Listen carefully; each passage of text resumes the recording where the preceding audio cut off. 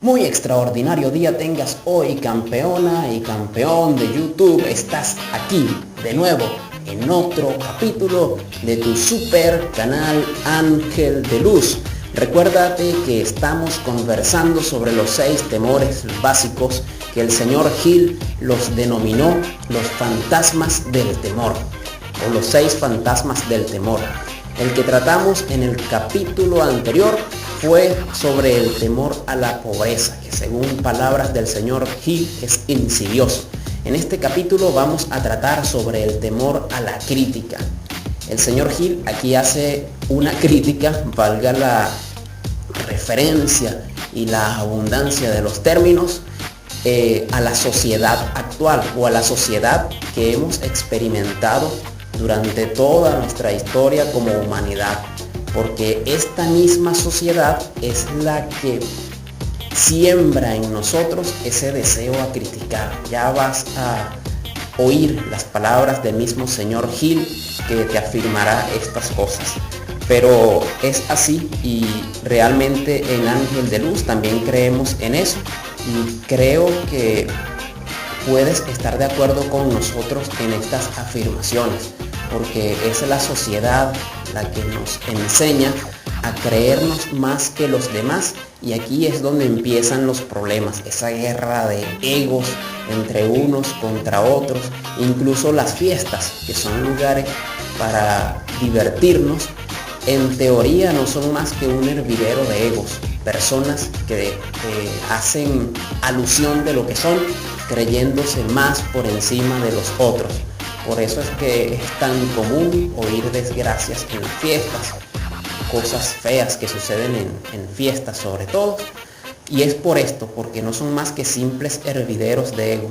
Y cuando andamos en la calle, cuando nos relacionamos con gente, ya allí hay conflictos de ego. Para tener problemas, para tener inconvenientes en tu vida, simplemente relaciónate con alguien.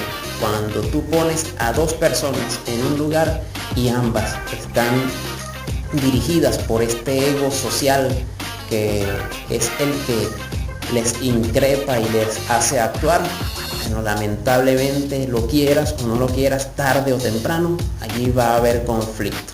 Esto es una ley ineludible. Por eso nosotros, como seres conscientes, seres de luz, seres del ángel de la luz, debemos liberarnos poco a poco de ese ego, que no va a ser definitivo, porque nada, estamos en la tierra y hemos venido a experimentar las realidades y las limitaciones mismas de esta realidad, mas sin embargo podemos hacer el máximo posible por liberarnos de ese ego que nos carcome, ese ego que ha sido enseñado, dirigido, que ha sido educado en esa sociedad, empezando por tus progenitores, pasando por tus familiares, pasando por la escuela, pasando por los gobiernos, pasando por las ideologías que te han sembrado, que has leído en libros. Así que lo más importante, campeona y campeona, es que empieces poquito a poquito, y valga decirlo de esta manera, poquito a poquito lavarte el cerebro. Pero lavarlo es limpiarlo, más no llenarlo de otras ideologías, sino limpiarlos, desaprender, decía el señor Enrique Corbera. Y bueno, ya sin más preámbulo, campeona y campeón, vamos a lo que nos interesa. Estamos en el capítulo 15 sobre los 6 fantasmas del temor. En este caso vamos por el segundo temor. Este es el temor a la crítica. Prepárate, porque aquí vas a aprender muchas cosas que obviamente están sucediendo hoy en nuestros días, que sucedían cuando el señor Napoleon Hill escribió esto hace más de 60, 70 años, y que se mantienen vigentes, y que lamentablemente, si seguimos con este nivel de conciencia, se seguirán manteniendo, pero está en ti, campeón y campeón, hacer los cambios. Así que aprendamos sobre esto, que es el temor a la crítica. Prepárate, que lo que viene está maravilloso. El temor a la crítica. Nadie puede afirmar con exactitud cómo llegó al hombre a experimentar este temor, pero lo cierto es que lo experimenta, y de una forma muy desarrollada. Este autor atribuye el temor básico a la crítica a esa parte de la naturaleza heredada del hombre que lo induce no solo a arrebatar los bienes y mercancías de sus semejantes, sino también a justificar su acción mediante la crítica del carácter de los demás. Es un hecho bien conocido que un ladrón critica al hombre al que ha robado, que los políticos que buscan un puesto no despliegan sus propias virtudes y sus calificaciones, sino que intentan desmerecer a sus oponentes. Los astutos fabricantes de ropa no han sido lentos a la hora de capitalizar este temor básico por la crítica, con el que toda la humanidad ha sido maldecida. Cada temporada cambian los estilos de numerosos artículos. ¿Quién establece los estilos? Desde luego no es la persona que compra la ropa, sino el fabricante. ¿Por qué éste cambia los estilos con tanta frecuencia? La respuesta es evidente: para vender más ropa. Por la misma razón, el fabricante de automóviles cambia todas las temporadas los modelos de sus vehículos. Nadie quiere conducir un automóvil que no sea de los últimos salidos de fábrica. Hemos descrito la forma en que la gente se comporta bajo la influencia del temor a la crítica, tal y como se aplica a las pequeñas y mezquinas cosas de la vida. Examinemos ahora el comportamiento humano cuando aplica este temor y afecta a las personas en relación con acontecimientos más importantes de las relaciones humanas. Tomemos, por ejemplo, a cualquier persona que haya alcanzado la edad de la madurez mental, de los 35 a los 40 años de edad como término medio. Si pudiéramos leer sus pensamientos secretos, encontraríamos una decidida incredulidad hacia las fábulas enseñadas por la mayoría de los dogmáticos de hace unas pocas décadas. ¿Por qué la persona media, incluso en una época de tantos conocimientos como la actual, no se atreve a negar su creencia en las fábulas? La respuesta es: por el temor a la crítica. Los hombres han sido criticados por atreverse a expresar su incredulidad acerca de los fantasmas. No resulta nada extraño que hayamos heredado una conciencia que nos hace temer la crítica. No hace mucho tiempo, en el pasado, la crítica comportaba severos castigos y aún los acarrea en algunos países. El temor a la crítica priva al hombre de su iniciativa, destruye su poder de imaginación, limita su individualidad, le quita confianza en sí mismo y daña de 100 formas diferentes. Los padres a menudo hacen un daño irreparable a sus hijos cuando los critican. La madre de uno de mis compañeros de infancia solía castigarlo casi a diario con un palmetazo, completando la acción con la siguiente afirmación: terminarás en la cárcel antes de que cumplas los 20 años. A la edad de 17 años fue enviado a un reformatorio. La crítica es la clase de servicio que le sobra a todo el mundo. Todos tenemos una buena reserva de crítica gratuita que entregar, tanto si se nos pide como si no. A menudo, los parientes más cercanos son los que peor ofenden. Debería ser considerado un crimen. En realidad es un crimen de la peor naturaleza el que cualquier padre produzca a su hijo complejos de inferioridad por medio de la crítica innecesaria. Los patronos que comprenden la naturaleza humana obtienen lo mejor de sus empleados no mediante la crítica, sino por medio de la sugerencia constructiva. Los padres pueden conseguir los mismos resultados con sus hijos. La crítica implanta el temor en el corazón humano o el resentimiento, pero no construye ni el amor ni el afecto. Síntomas del temor a la crítica. Este temor es casi tan universal como el temor a la pobreza y sus efectos igual de fatales para el logro personal, sobre todo porque destruye la iniciativa y desanima el uso de la imaginación. Los principales síntomas del temor a la crítica son 2 puntos. Timidez. Suele ser expresada por medio del nerviosismo, la timidez en la conversación y en el encuentro con personas extrañas, el movimiento extraño en las manos y de los pies, el desplazamiento de la mirada. falta de serenidad, ausencia de control en la voz, nerviosismo en presencia de otros, postura deficiente del cuerpo, memoria pobre, personalidad, escasa firmeza en las decisiones, falta de encanto personal y de habilidad para expresar opiniones definidas, costumbre de soslayar los temas en lugar de afrontarlos de manera directa, estar de acuerdo con otros sin haber examinado sus opiniones con cuidado, complejo de inferioridad, costumbre de expresar autoaprobación por medio de la palabra y las acciones como un medio de ocultar una sensación de inferioridad, utilizar palabras grandilocuentes para impresionar a los demás, a menudo sin conocer siquiera el significado de lo que se dice, imitar a otros en la ropa, el discurso y las actitudes, fanfarronear de logros imaginarios. Esto produce a veces una imagen superficial de sentimiento de superioridad, extravagancia, costumbre de intentar mantener a la altura a los demás gastando mucho más de lo que se ingresa, falta de iniciativa, fracaso para aprovechar las oportunidades para el progreso propio, temor a expresar opiniones, falta de confianza en las propias ideas, responder de forma evasiva a los superiores, vacilar en la actitud y en el discurso, engañar en las palabras y en los hechos, falta de ambición, pereza mental y física, falta de autoafirmación, lentitud para tomar decisiones, dejarse influir con excesiva facilidad, criticar a los demás a sus espaldas y halagarlos cuando están delante, aceptar la derrota sin protesta o abandonar una empresa cuando se encuentra con la oposición de otros, sospechar de otras personas sin causa alguna, falta de tacto en la actitud y el discurso, no estar dispuesto a aceptar la responsabilidad de los propios errores. El temor a la enfermedad, número 3. Este temor tiene sus orígenes en la herencia, tanto física como social. Sus orígenes están estrechamente asociados con las causas del temor a la vejez y a la muerte, porque le conduce a uno al borde de mundos terribles de los que el hombre no sabe nada, pero acerca de los cuales se le han contado historias inquietantes.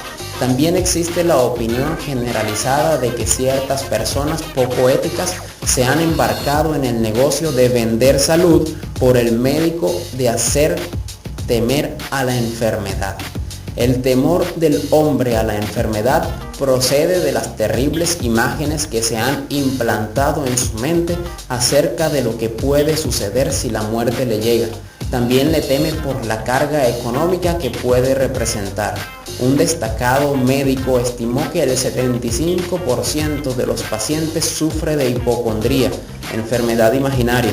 Se ha demostrado del modo más convincente posible que el temor a la enfermedad, aun cuando no exista la menor causa, suele producir los síntomas físicos de la enfermedad temida. La mente humana es muy poderosa, construye o destruye. Los fabricantes de medicamentos han hecho enormes fortunas jugando con esa debilidad del temor a la enfermedad.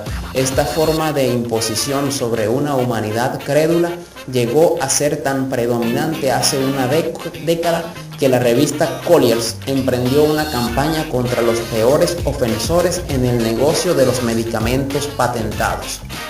A través de una serie de experimentos llevados a cabo hace algunos años, se demostró que la gente puede enfermar por sugestión. Nosotros llevamos a cabo este experimento haciendo que 3 reconocidos visitaran a las víctimas, haciéndole a cada una de ellos la siguiente pregunta: ¿qué te aflige? Pareces terriblemente enfermo. El primero en hacer la pregunta no solía provocar en la víctima más que una mueca de disgusto y un casual: «Oh, nada, estoy muy bien». El segundo solía encontrarse con la siguiente respuesta: «No lo sé con exactitud, pero me encuentro mal». La víctima admitía ante el tercero que se encontraba enferma. Si lo duda, intente hacer lo mismo con un conocido, pero no lleve el experimento demasiado lejos. Existe cierta secta religiosa cuyos miembros se vengan de sus enemigos mediante el método de embrujamiento, dicen que hechizan a la víctima. Hay pruebas abrumadoras de que la enfermedad suele comenzar en forma de un impulso de pensamiento negativo. Tal impulso puede pasar de una mente a otra por sugestión o ser creado por un individuo en su propia mente.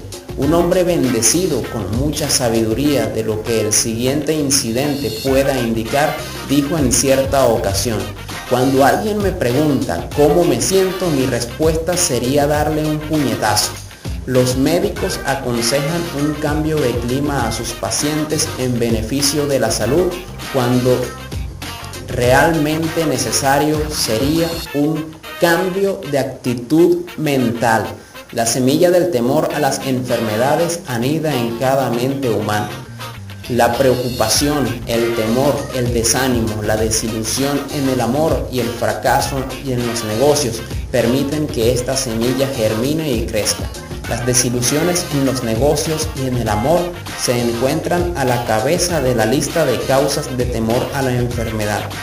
Un hombre joven sufrió una desilusión amorosa que lo envió al hospital. Estuvo luchando durante meses entre la vida y la muerte. Se llamó a un especialista en psicoterapia. Este ordenó cambiar las enfermeras, dejando al paciente a cargo de una joven encantadora que, con el preacuerdo del médico, empezó a hacer el amor con el joven desde el primer día de su llegada al trabajo. Al cabo de 3 semanas, el paciente salió del hospital, todavía sufriendo, pero de una enfermedad por completo diferente. Se había enamorado de nuevo. El remedio fue un hechizo, pero el paciente y la enfermera terminaron casándose más tarde. Síntomas del temor a la enfermedad. Los síntomas de este temor casi universal son: número 1. Autosugestión. El hábito del uso negativo de la autosugestión, que se dedica a buscar y espera encontrar los síntomas de toda clase de enfermedades. Disfrutar de enfermedades imaginarias y hablar de ellas como si fueran reales. El hábito de probar todas las manías y modas recomendadas por los demás, considerándolas como algo que tiene valor terapéutico. Hablar a otros de operaciones, accidentes y otras formas de enfermedad. Experimentar con dietas y ejercicios físicos, sistemas de reducción de peso sin guía profesional.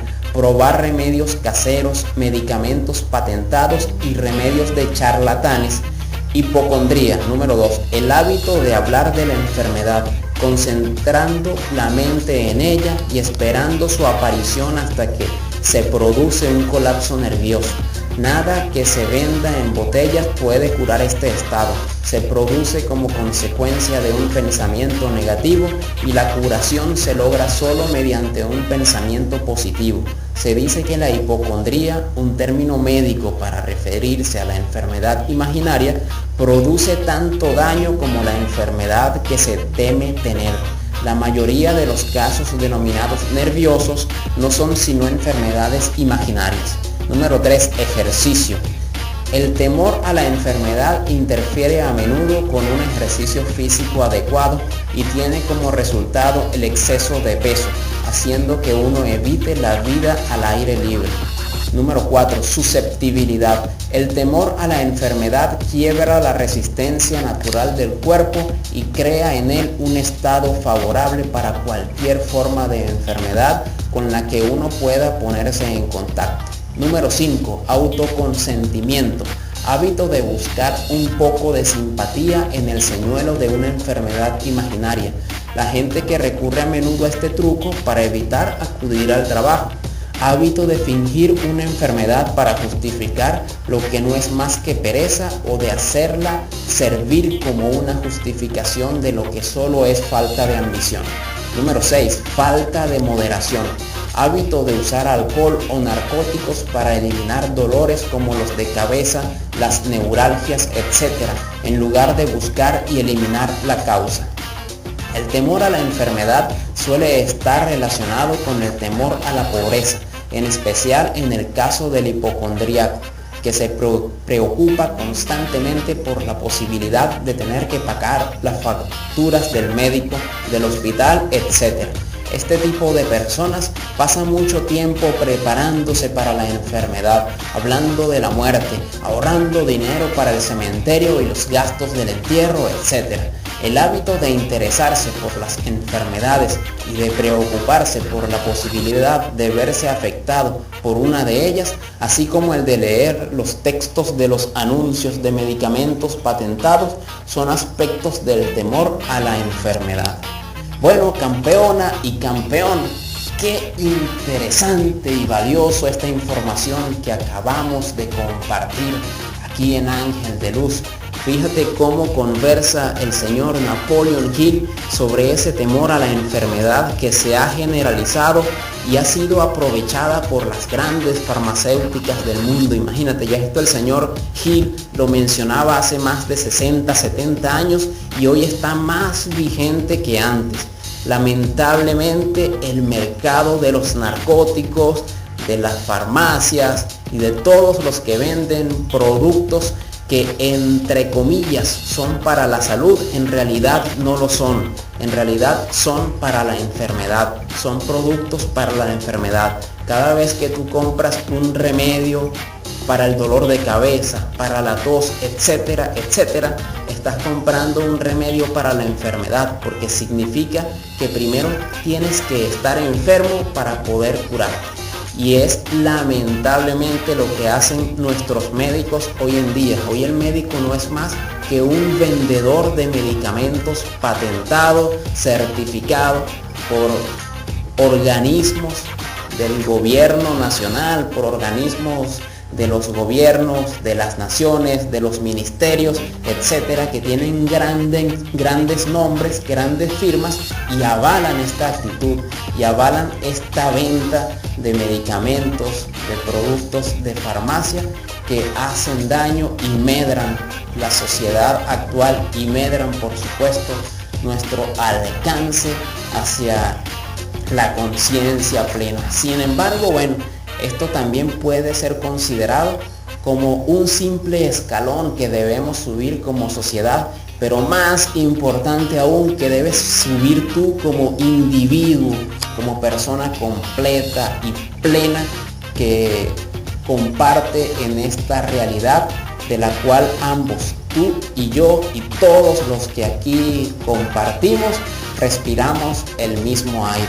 Así que está en ti cambiar tu nivel de conciencia. No nos enfoquemos en los demás, enfoquémonos en nuestro propio interior y sepamos con la sabiduría plena de la que habla el señor Hill, sepamos con sabiduría estar más allá de lo que piensa la sociedad, de lo que piensa la gente, de lo que piensan los demás. Estemos un escalón por encima, estemos un nivel por encima.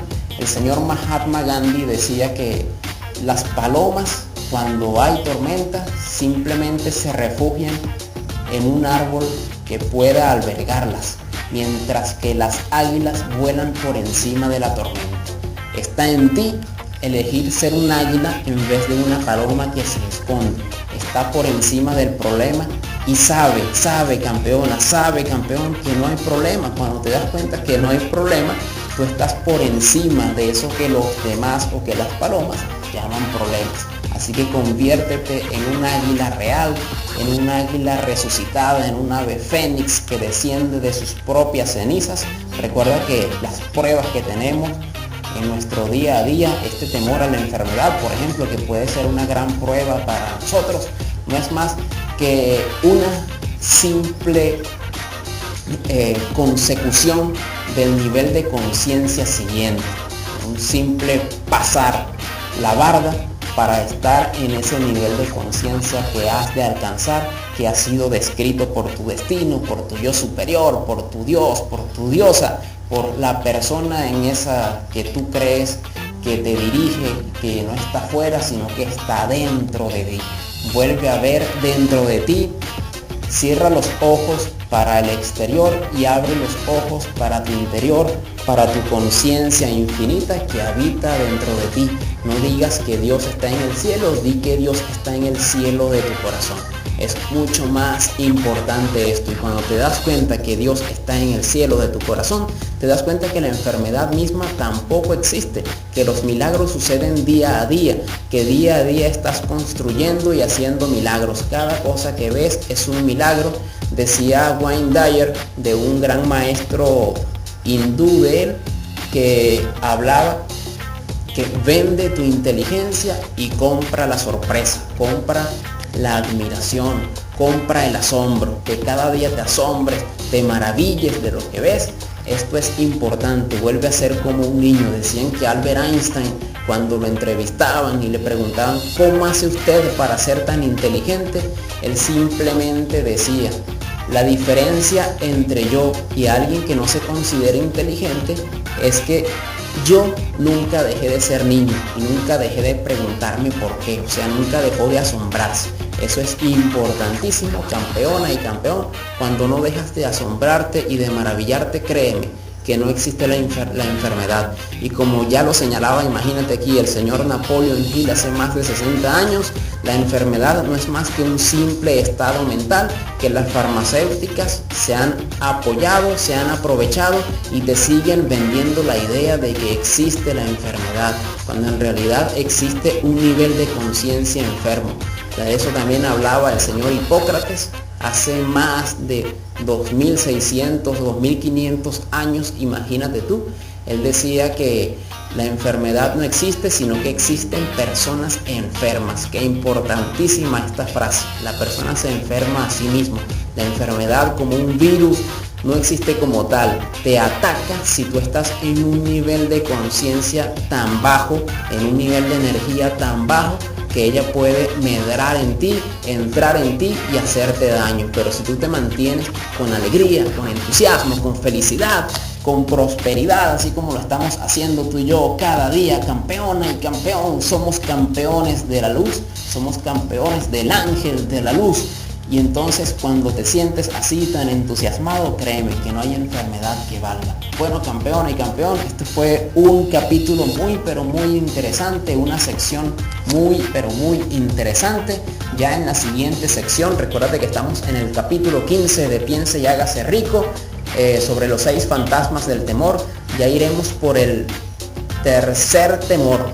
Y este tercer temor es, el cuarto temor. Este cuarto temor es el temor a la pérdida del amor. Así que vamos a una sección bastante aleccionadora, valga decirlo.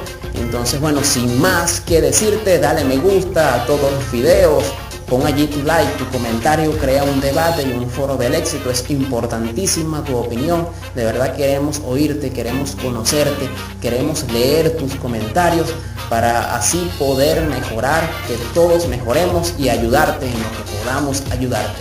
Sin más que decir, campeona y campeón, que tengas un fantástico, maravilloso, espectacular, magnífico, genial día y como siempre, éxitos totales.